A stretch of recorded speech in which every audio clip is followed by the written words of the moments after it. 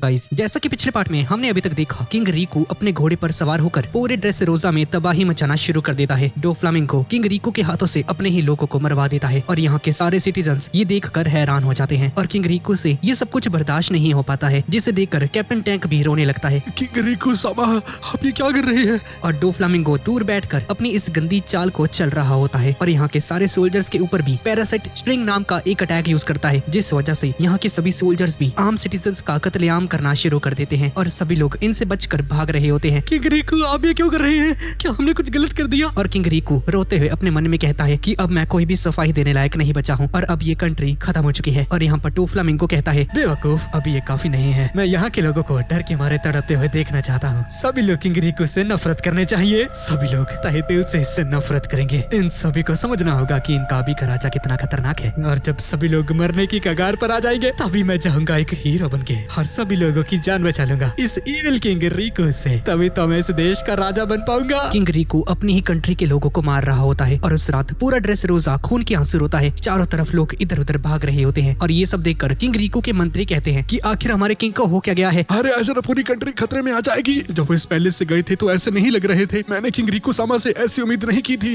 और वॉयलेट ये सब कुछ देख रही होती है। ये सब कुछ हमारे हाथ से परे है, मैंने नेवी को बुला लिया है। और वॉयलेट यहाँ से चली जाती है, लेकिन तभी नोटिस करती है कि पूरे पैलेस के ऊपर बर्फ पड़नी शुरू हो चुकी है और मोनेट यहाँ पर आ जाती है। मोनेट, तुम यहाँ पर क्या कर रही हो? और हम देखते हैं कि मोनेट ने पैलेस का दरवाजा खोल दिया है ताकि डोफ्लामिंगो के साथ ही अंदर आ सके। प्रिंसेस वेयोला, मैं यहाँ पर नई रॉयल फैमिली का इंतजार कर रही हूँ। और डोंग क्यूटी फैमिली के सारे मेंबर्स पैलेस की तरफ आगे बढ़ रहे होते हैं और मोनेट वॉयलेट को बंदी बना लेती है और ये सभी लोग मिलकर पैलेस पर हमला कर देते हैं। यहाँ पर डोफ्लामिंगो की पपेट टेक्निक की वजह से किंग रीकू अपने ही लोगों को मारता चला जाता है, जो कि देखने में बहुत ज्यादा दर्दनाक लगता है। और इसके सिटीजन्स रोते हुए इससे कहते हैं कि किंग रीकू, आखिर आप ये सब कुछ क्यों कर रहे हैं? प्लीज ऐसा मत करो, मैं ये सब कुछ नहीं देख सकता।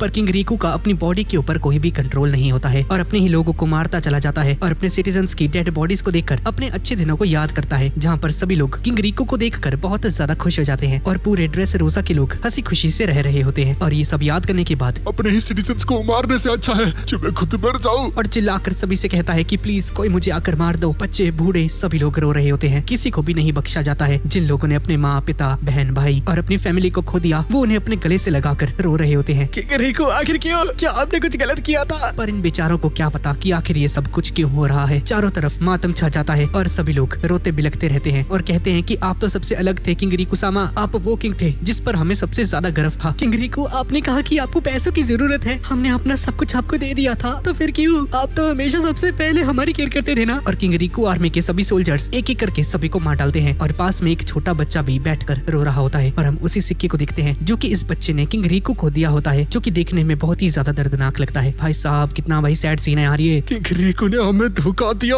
उसने हमारे सारे पैसे ले लिए और हम सभी को मारने वाला है ताकि अपनी खुद की डिजायर्स को पूरा कर सके। किंग रीकू हरामजादे, मेरे बच्चे की मौत का बदला जरूर लूंगा। एक आदमी अपने बच्चे को सीने से लगाकर बैठा होता है और किंग रीकू की आर्मी इसकी तरफ आगे बढ़ती है और जैसे ही इस पर हमला करते हैं तभी डोंग क्यूटी फैमिली के मेंबर्स हीरो बनकर यहाँ पर आ जाते हैं, जबकि ये सारा कांड इन्हीं लोगों का किया धरा है। और फिर आता है मास्टरमाइंड डोफ्लामिंगो। ड्रेसरोसा का पास्ट इतना ज्यादा भयानक है कि इस आर्क का विलन और हीरो दोनों ही एक होते हैं और डोफ्लामिंगो ने इतनी खतरनाक चाल चली होती है कि कोई भी इसकी इस चाल का पता नहीं लगा पाता है और डोफ्लामिंगो यहाँ पर हीरो बनकर आ जाता है। मेरा नाम है डोंकीज़ार्ट डोफ्लामिंगो और मैं आप सभी को बचाने के लिए यहाँ पर आया हूँ। ये देखकर सभी लोग हैरान हो जाते हैं, ये तो पायरेट्स है ना। और तभी किंग रीकू इनकी तरफ आगे बढ़ने लगता है और डोफ्लामिंगो किसी हीरो की तरह आकर किंग रीकू को मारकर गिरा देता है, जिसे ट्रांसपोंडर स्नेल के जरिए ड्रेसरोसा के बाकी के एरियाज में भी ब्रॉडकास्ट किया जाता है ताकि सभी लोगों को दिख जाए कि डोफ्लामिंगो एक हीरो है। ट्रबल पीका डिमांड है, जाओ और जाकर सभी का सफाया कर दो जैसा इन लोगों ने प्लान किया था। और डोंकीज़ार्ट फैमिली के सभी लोग ड्रेसरोसा के बाकी के बचे हुए लोगों को बचा लेते हैं और ये सब देखकर सभी लोग डोफ्लामिंगो के नारे लगाने लगते हैं, क्या है भाई ये ची। और डोफ्लामिंगो ड्रेसरोसा का हीरो बन जाता है, जिसके बाद से ही डोफ्लामिंगो यहाँ का नया राजा बन जाता है। इसके बाद हम वापस से प्रेजेंट में आ जाते हैं और ये सारी बातें सुनकर उसप बहुत ज्यादा गुस्सा हो जाता है। कितनी घटिया हरकत है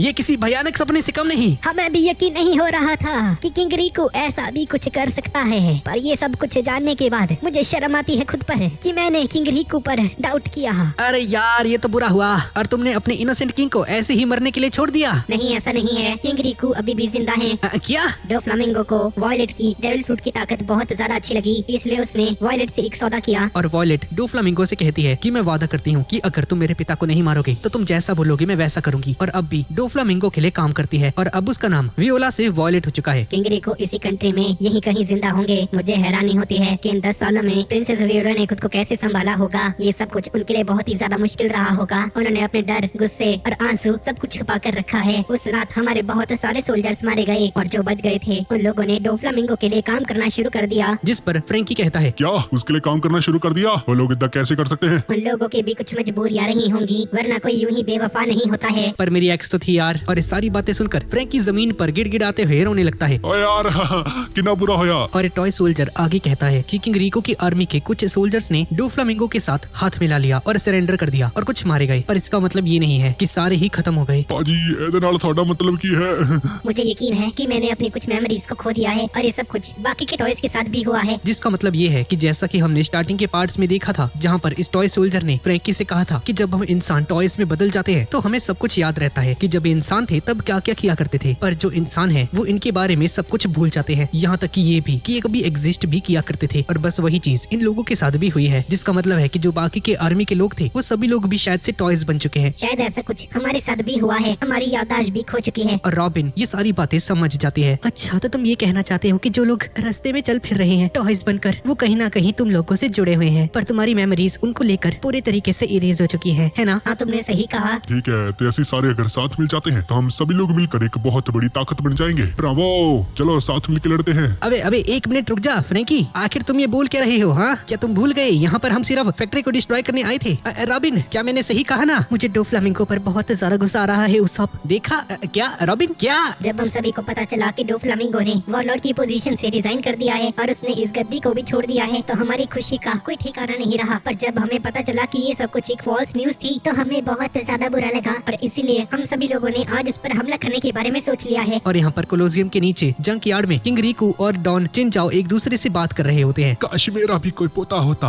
और साई के साथ साथ बू, अब्दुल्ला और जीत भी टॉयज बन चुके हैं और इसी वजह से चिनचाओ की मेमोरीज भी मिट चुकी हैं, क्योंकि साई और बू इसके ग्रैंड सन्स थे और अब इसको उनके बारे में बिल्कुल भी याद नहीं है, क्योंकि अब वो टॉयज बन चुके हैं। इसके बाद हम लूफी को देखते हैं जो कि जोरो की तरफ आगे बढ़ रहा होता है। अरे यार, उस ऊंचे सर वाले ने कहा था कि वो मुझे जोरो के पास लेकर जाएगा, पर वो तो वहीं पर बेहोश हो गया। और कुछ देर बाद लूफी जोरो और किनेमोन से आकर मिल जाता है। हाँ भी जोरो, किनेमोन, क्या हाल है? मैं इधर हूँ। पागल कहीं के, चुप हो जा, ऐसा डायरेक्टली हमारा नाम मत ले।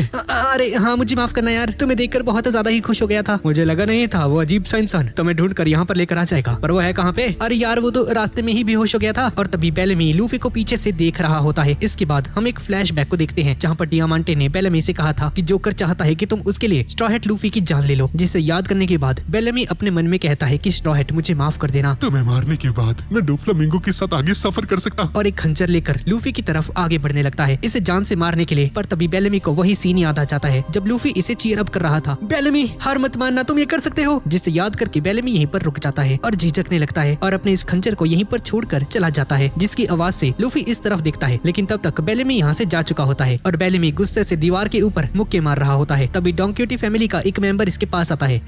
तुमने उसे अभी तक नहीं मारा है ना? डेलिंगर, आखिर तुम्हें क्या चाहिए? और गाइस, इस बंदे का नाम है डेलिंगर। तुम उसे नहीं मार सकते हो क्योंकि वो बहुत ही ज्यादा स्ट्रांग है ना? और तुम उसे मारो या ना मारो, इससे अब कोई भी फर्क नहीं पड़ता है। और अब हमें तुम्हारी कोई जरूरत नहीं है। मुझे यंग मास्टर यानी कि डोफ्लामिंगो ने तुम्हें यहाँ पर खत्म करने का ऑर्डर दिया है। ये सुनकर बेलेमी चौंक जाता है और डेलिंगर इसे एक ही किक से दूर फेंक देता है। मरने के लिए तैयार हो जाओ। इसके बाद हम ड्रेस रोजा के आयरन ब्रिज पर डोफ्लामिंगो और लॉ को देखते हैं जो कि आपस में बहुत बुरे तरीके से लड़ रहे होते हैं। और डोफ्लामिंगो के फाइट के दौरान ये ब्रिज टूट जाता है और लगातार लॉ पर हमले करता जाता है। और लॉ अपनी रूम की एबिलिटी को यूज करता है और यहाँ पर जितना भी मलबा था सब कुछ डोफ्लामिंगो की तरफ फेंक देता है। पर डोफ्लामिंगो अपनी स्ट्रिंग्स का यूज करके इस मलबे के टुकड़े टुकड़े कर देता है। तभी लॉ इसके पीछे से आकर इस पर अटैक करता है, पर डोफ्लामिंगो लॉ के ऊपर हमला करके इसे दूर फेंक देता है और तेजी से लॉ की तरफ आगे बढ़ने लगता है। पर लॉ अपनी पावर्स का यूज नहीं कर पाता क्योंकि अब इसकी एनर्जी खत्म हो चुकी है। पर तभी बहुत मुश्किल से जबरदस्ती अपनी पावर्स को यूज करता है और शैम्बल्स का यूज करके डोफ्लामिंगो को एक स्टोन से बदल देता है और अपनी स्वॉर्ड से हमला करता है, जिससे डोफ्लामिंगो अपनी स्ट्रिंग्स का यूज करके रोक लेता है। ओपी ओपी फ्रूट की पावर, हाँ, बहुत ही ज्यादा अनोइंग है। और अगर मैं गलत नहीं तो तुम्हारी पावर की भी एक लिमिट है लॉ, है ना? और बुलेट स्ट्रिंग का यूज करके हमला करता है जो कि सीधा जाकर लॉ को लग जाती है। और लॉ की तरफ आगे बढ़ते हुए कहता है, लॉ,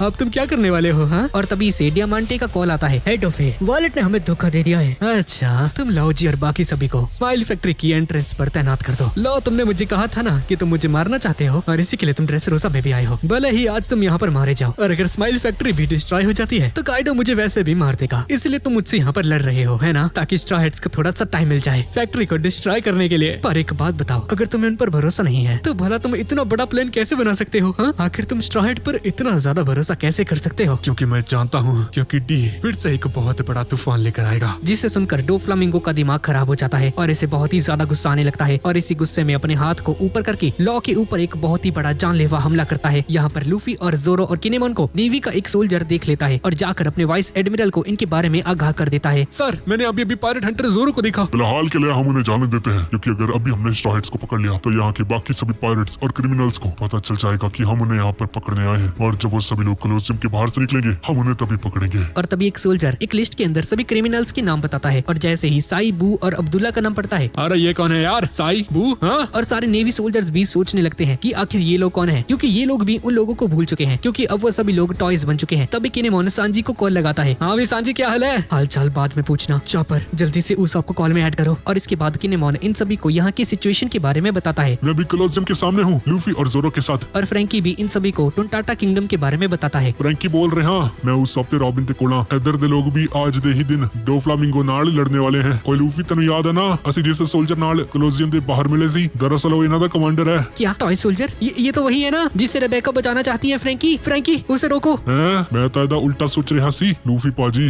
मैं लॉ दे प्लान नु फॉलो नहीं कर सकदा। ये सुनकर सभी लोग चौंक जाते हैं। देखो पाजी, लॉ दा प्लान ਇਹ ਸੀਗਾ ਕਿ स्माइल फैक्ट्री ਨੂੰ डिस्ट्रॉय करने के बाद ਅਸੀਂ डोफ्लामिंगो ਨੂੰ जिंदा रखेंगे ताकि हम काइडो ਨੂੰ टेक डाउन करने के लिए उसका यूज कर सके। पर फिर इन सभी का क्या होगा जो कि आज डोफ्लामिंगो ਨੂੰ हराने वाले हैं? जिस पर उसाप इन सभी की तरफ देखने लगता है। ਅਸੀਂ इन छोटे छोटे लोगों ਨੂੰ नहीं रोक सकते लूफी पाजी। इस कंट्री ਨੂੰ देख के ऐसे लगता है कि जैसे सभी लोग बहुत ज्यादा खुश होते हैं, पर असल में यहाँ की एक डार्क साइड है और यहाँ के सारे लोग उस डार्क साइड से छुटकारा पाने के लिए आज डोफ्लामिंगो नाल लड़ने वाले हैं पाजी। ये सारे भले ही छोटे हों, पिद्दी हों, पर इन्हां दे इरादे बहुत ज्यादा बड़े ने और ये बहादुर छोटे लोगों की आर्मी डोफ्लामिंगो ਨੂੰ चैलेंज करने वाली है और आज उस भयानक दुश्मन नाल लड़ने वाली है और मैं इन्हां ਨੂੰ हारन नहीं दे सकता। जिसे सुनकर लूफी सीरियस हो जाता है। क्या आपको अभी भी लगता है कि हमें डोफ्लामिंगो को ये फाइट जीतने देनी चाहिए पाजी? लूफी पाजी, तुसी चाहे जो मर्जी कहो, पर आज मैं इन सभी का साथ देने वाला हूँ। ये सुनकर लूफी रेबेका की बात को याद करता है कि ये सोल्जर को मरने नहीं देना चाहती है। लूफी किनेमोन के हाथों से उस नील को लेता है। फ्रैंकी, तुम्हें पूरी आजादी है, जितनी ज्यादा तबाही मचा सकते हो उतनी ज्यादा मचाओ, दो मचा दो और हम भी पूरी कोशिश करेंगे जल्द से जल्द तुम्हारे पास आए। शुक्रिया पाजी, थोड़ा शुक्रिया।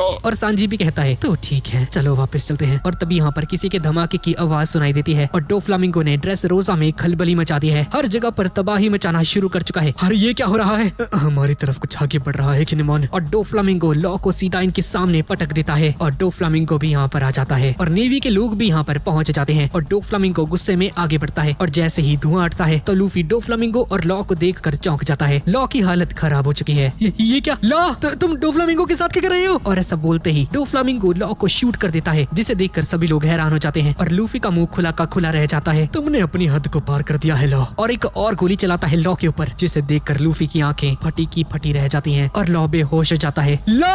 मैंने अभी धमाके और गन शॉट्स की आवाज सुनी पाजी। आखिर वहाँ पर चल क्या रहा है? लूफी, वहाँ पर चल क्या रहा है? और सभी लोग लॉ को देखकर हैरान हो जाते हैं और डोफ्लामिंगो सभी लोगों से कहता है, परेशानी के लिए माफी चाहता हूँ, पर एक वॉलर्ड और एक पायरेट है और मेरी वॉलर्ड की पोजीशन से रिजाइन करने वाली झूठी खबर के पीछे इसी का हाथ था। भाई साहब, कितना झूठा है भाई ये डोफ्लामिंगो, कितनी नीचे उतरेगा भाई नजरों से। गुस्सा रहा भाई इस पे। बेचारा लॉ अधमरी हालत में पड़ा होता है और कुछ बोलने लायक भी नहीं बचता है। पर आप परेशान मत होइए, मैंने इससे छुटकारा पा लिया है। जिसे देखकर सभी लोग डोफ्लामिंगो की तारीफ करने लगते हैं और कहते हैं कि शुक्र है अब हम सभी लोग सुरक्षित हैं। जिसे देखकर लूफी का दिमाग खिसक जाता है और गुस्से से मिंगो कहकर चिल्लाता है, तेरी हिम्मत कैसे हुई लॉ को गोली मारने की? स्ट्रॉ हैट, इन सब से तुम्हारा कोई लेना देना नहीं है और लॉ मेरा ही साथी है। और जोरो और किनेमोन इस पर हमला करने के लिए आगे बढ़ते हैं।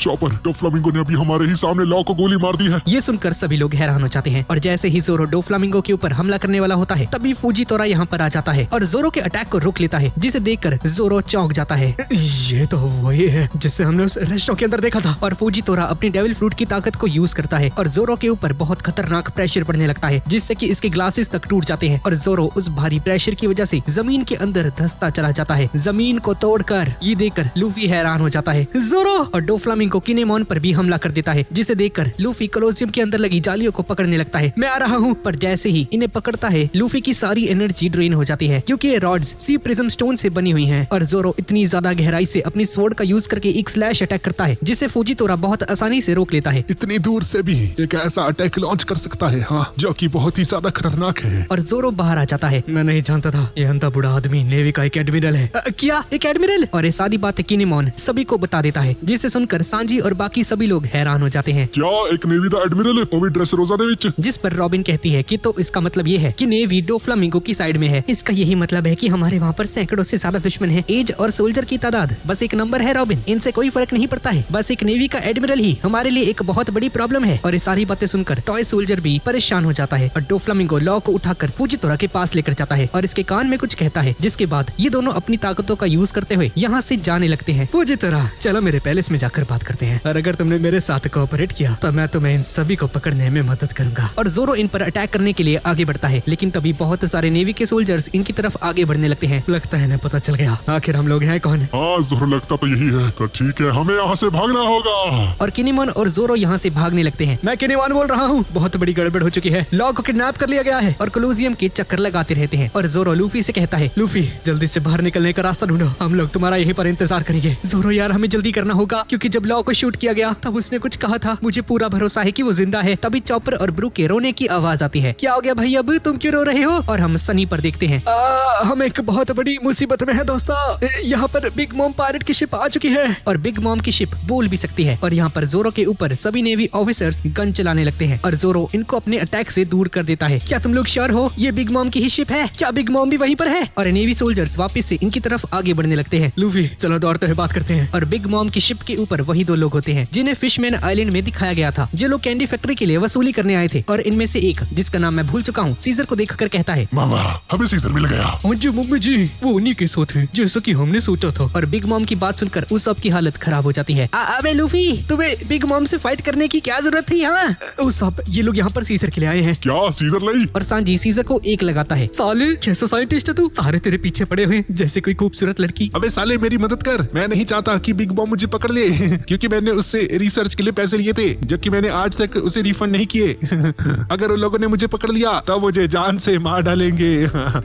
साले मुझे फर्क नहीं पड़ता, तू मर चाहे जिंदा रहे। और बिग मॉम की शिप इन पर हमला करना शुरू कर देती है। ये देखकर फ्रैंकी सांजी से कहता है, ओए सांजी प्लीज एम्परर नो एथेना लेके आई यार, इससे पूरी कंट्री आउट ऑफ कंट्रोल हो जाएगी और टॉय सोल्जर पाजी का पूरा प्लान बेकार हो जाएगा। ये सुनकर लूफी कहता है, वैसे मुझे याद आया, ये सीजर सनी पर कर रहा है भाई, ये तो कोलोसियम के अंदर था ना। जिस पर जोरो लूफी को सारी बातें बता देता है कि लॉ सीजर को 1000 सनी के ऊपर लेकर आया था। सांची कुन, मुझे लगता है हमें ड्रेस रोजा में वापस नहीं जाना चाहिए। मैं जानती हूँ तुम लॉ की मदद करना चाहते हो और उन छोटे लोगों के साथ लड़ना भी चाहते हो, पर मैं ये सब कुछ इसलिए नहीं कह रही कि मैं डर रही हूँ। लूफी मेरी बात सुनो, हम लोग यहाँ पर 3 चीजों के लिए लड़ रहे हैं। पहला सीजर, दूसरा स्माइल फैक्ट्री और तीसरा है मोमो। भले ही रीजन कुछ भी हो, हमने अभी तक स्माइल फैक्ट्री को डिस्ट्रॉय नहीं किया है और अभी भी 2 चीजें हमारे साथ हैं। और लॉ ने भी अपनी जान को इसीलिए सेक्रीफाइस किया था ताकि इन दोनों को डोफ्लामिंगो से दूर कर सके, और शायद उसने ये सब कुछ इसीलिए किया ताकि हमें फैक्ट्री को डिस्ट्रॉय करने के लिए थोड़ा समय मिल सके। लॉ मोमो और सीजर के लिए इस हद तक चला गया है और अगर हम लोग वापस चले गए तो डोफ्लामिंगो के लिए हमें पकड़ना बहुत ही आसान हो जाएगा और लॉ की सारी मेहनत खराब हो जाएगी। और लूफी नामी की सारी बातों को ध्यान से सुनता है। नामी तुमने सही कहा, तो ठीक है, हम लॉ को किसी भी कीमत पर वापस लेकर आएंगे। नामी, सांजी, चॉपर, ब्रूक, मोमो, मैं चाहता हूँ कि तुम सभी लोग ज़ऊ आइलैंड की तरफ आगे बढ़ो। ठीक है, अगर आप यही चाहते हैं कैप्टन तो रॉजर डैड, ऐसा ही होगा, पर मैं चाहता हूँ कि आप हमें परमिशन दे। परमिशन वर्मा, कैसी परमिशन भाई? जी हाँ परमिशन, वो भी इस बात की कि बिग बॉम की शिप के खिलाफ एक काउंटर अटैक परफॉर्म करें। अच्छा हाँ ठीक है, तुम कर सकते हो। जिसे सुनकर चॉपर की हालत खराब हो जाती है। वैसे भी मैंने उनसे पहले ही लड़ाई मोल ली थी। हाँ तुमने सही कहा। जिसे सुनकर मोमो, नामी और चॉपर की हालत खराब हो जाती है और अपने हाथ ऊपर करके इधर उधर भागने लगते हैं। और सांजी इन सभी से कहता है, तो ठीक है गाइस, हम तुम सभी का ज़ऊ आइलैंड के ऊपर वेट कर रहे होंगे। हाँ ठीक है, फैक्ट्री नु साडे उत्ते छड़ दो, ਅਸੀਂ ਉਹਨੂੰ डिस्ट्रॉय कर देंगे। तुम सभी लोग सेफ रहना। Roger dad. रॉजर डैड पाजी। और हम लोग पैलेस की तरफ आगे बढ़ रहे हैं और डोफ्लामिंगो की वो हालत करूंगा जो उसने कभी सोचा भी नहीं होगा। और यहाँ पर कोलोसियम के अंदर एक मिस्टीरियस पर्सन की एंट्री हो जाती है। और गाइज ये बंदा कौन है, आपको क्या लगता है? नीचे कमेंट्स में मुझे जरूर बताना। और इसी के साथ इस सीरीज का 80th पार्ट यहीं पर खत्म हो जाता है। तो गाइज यही थी आज की वीडियो। तो गाइज आज की वीडियो आपको कैसी लगी नीचे कमेंट्स में मुझे जरूर बताना। और इस मिस्टीरियस आदमी के बारे में अगर आपको मालूम है तो नीचे कमेंट्स में जरूर बता के जाना। और इस वीडियो का कमेंट टारगेट रखते हैं 10,000 कमेंट्स। तो ठीक है गाइज, और मिलते हैं अगली वीडियो में।